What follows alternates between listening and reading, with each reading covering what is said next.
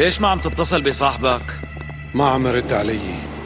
طبعا ما راح يرد. ليش لا يرد بعد ما خلانا نروح على الفخ برجلينا؟ مو هو اللي اخذنا على الفخ، إرصاي هو اللي اخذنا كلياتنا على الفخ. فوق هيك كله بسببك. شو إلك شغل هنيك؟ شو يعني شو إلي شغل هنيك؟ مفكر بتركك تروح تبوس ايد معلمك إرصاي؟ حتى انت ما تموت وما يموتوا الناس اللي هون مستعد بوس ايده. انت ريح حالك. مباتي، انت مع مين عم تحكي مثل الاولاد؟ معك انت، شو بدك تعمل؟ حاجة حكي فاضي انت وياه.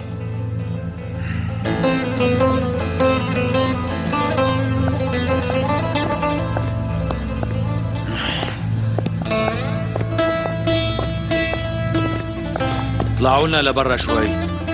معلم طلعوا لبرا، بدنا نحكي بشغلة خاصة.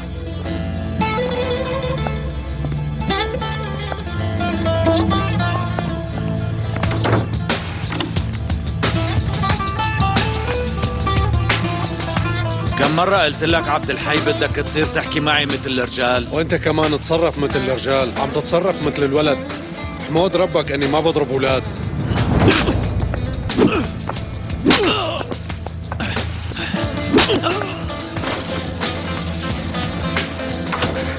معلم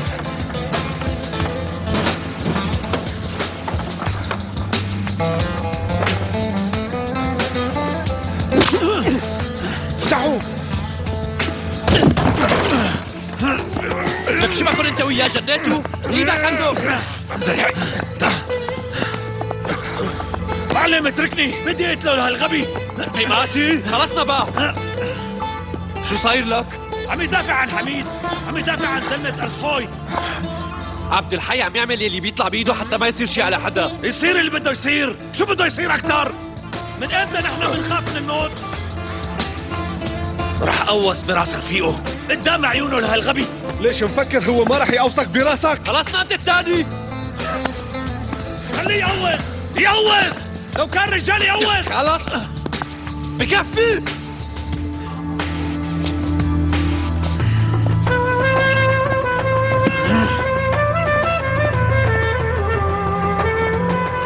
هلا راح معلم.